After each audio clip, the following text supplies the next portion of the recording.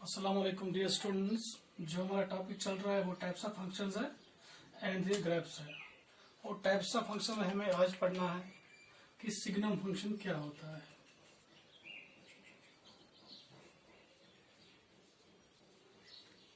इसको डिफाइन कैसे कर सकते हैं और इसका हम ग्राफ कैसे बना सकते हैं।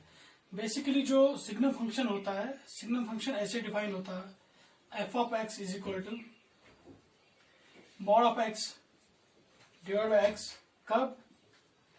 जब x 0 के बराबर नहीं होता है, और ये 0 के बराबर होता है जब x का वैल्यू 0 होता है। बेसिकली जो ये डेफिनेशन है ये बुक्स पे इस तरह से नहीं दिखाई गई है, उन्होंने पहले इसे वहां पे ब्रेक करके दिखाया है।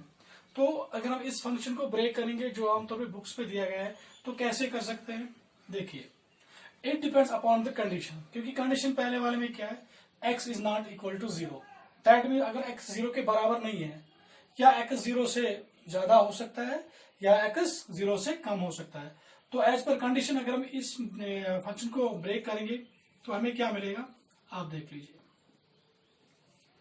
तो x नॉट इक्वल टू 0, सबसे पहले हम देखेंगे कि अगर x 0 से बड़ा है, पहली कंडीशन, तो यहां पे क्या आएगा, मान लीजिए कि x का वैल्यू 1 है। अगर x का वैल्यू 1 है तो f of 1 that is equal to 1 divide by 1 is equal to 1। अगर x का वैल्यू 2 है that is equal to 2 divide by 2 is equal to 1। अगर x का वैल्यू आप 3 दे दोगे दैट इज इक्वल टू 1। आप कोई भी रियल नंबर दे दीजिए इनपुट में, आउटपुट में सिर्फ आपको सिर्फ एक ही वैल्यू मिलेगा, दैट इज इक्वल टू 1। कब? If x is greater than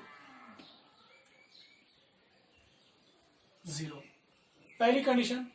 दूसरा, अगर x 0 के बराबर होगा, अगर x 0 के बराबर होगा तो f of 0 is equal to 0 divide by 0 that is equal to 0। तो एक ही कंडीशन बचती है, तो इसका वैल्यू 0 आएगा।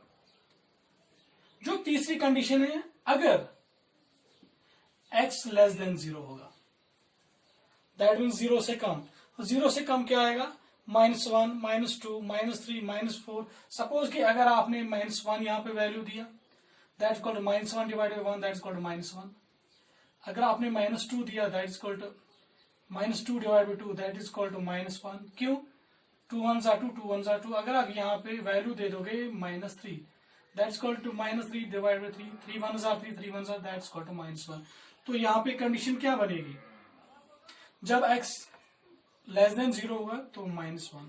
बेसिकली जो ये वाली डेफिनेशन है ये आमतौर पे बुक्स पे दिखाई गई है, डायरेक्ट यहीं पे है। बेसिकली जो सिग्नम फंक्शन है, सिग्नम फंक्शन किसके बराबर होता है, mod of x divide by x, and if x is not equal to 0 both the conditions are there, either x less than 0 or greater than 0, and second one is equal to 0 if x is equal to 0। तो ये हो गया कि signum function कैसे define किया गया है, तो ब्रेक कैसे हमने इसको किया है। अब जरा इसकी ग्राफ की तरफ देख लीजिए कि इसका ग्राफ, सिग्नम फंक्शन का ग्राफ हम कैसे बनाएंगे। सिग्नम फंक्शन का ग्राफ भी कुछ हम कंडीशंस को देख के ही बना सकते हैं।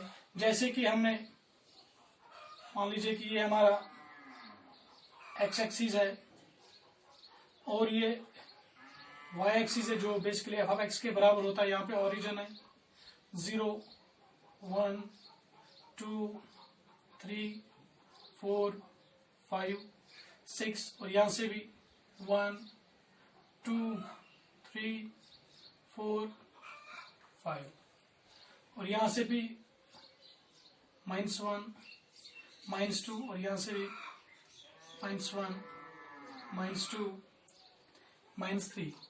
ठीक, अब ग्राफ की तरफ देख लीजिए। पहली कंडीशन, अगर हम इनपुट में 1 दे देंगे, f of 1 that is equal to 1 divide by 1 is equal to 1। जैसे कि मैंने पहले भी बताया 2 divide by 2 is equal to 1। f of 3 divide by 3 is equal to 1। ये बेसिकली 1 के बराबर क्यों आता है, देखो यहां पे देख लीजिए, ऊपर है mod of x divide by x। Mod का काम सिर्फ यही होता है कि ये किसी भी नेगेटिव क्वांटिटी को पॉजिटिव करने के लिए इस्तेमाल किया जाता है। तो इसलिए आप कोई भी रियल नंबर दे दीजिए, रिजल्ट में 1 ही आएगा। तो 0 की तरफ नहीं, क्योंकि 0 का अलग वैल्यू है। जब आपने 1 दिया तो रिजल्ट 1 ही आ गया, तो ये पॉइंट यहां पे आ जाएगा। जब आपने 2 दिया तो रिजल्ट फिर भी 1 ही आ गया। जब आपने 3 दिया तो रिजल्ट फिर भी 1 ही आ गया। अगर हम इन पॉइंट्स को ज्वाइन करेंगे, देखो एक स्ट्रेट लाइन बनती है that is parallel to x axis. और अगर आप 0 दे दोगे ओरिजिन पे तो वैल्यू 0 ही बनेगा। अगर आप -1 दे दोगे that's equal -1 divided 1 is equal to -1। अगर आप -2 दे दोगे that's equal to -2 divided by 2, 2 cancel, -1। आप कोई भी वैल्यू दे दीजिए, -1 -2, तो रिजल्ट सिर्फ -1 ही आ रहा है। ठीक, आप ये वाली वैल्यू दे दीजिए, चाहे आप 2 का वैल्यू दे दीजिए, आप 3 का वैल्यू दे दीजिए, आप जो भी वैल्यू देना चाहेंगे। 2 का दीजिए तो फिर ये आएगा, अगर यहां से हम 3 खींच लेंगे तो -3, तो रिजल्ट यही आएगा। देखो अगर हम इन पॉइंट्स को ज्वाइन करेंगे तो यहां से भी एक स्ट्रेट लाइन मिलती है।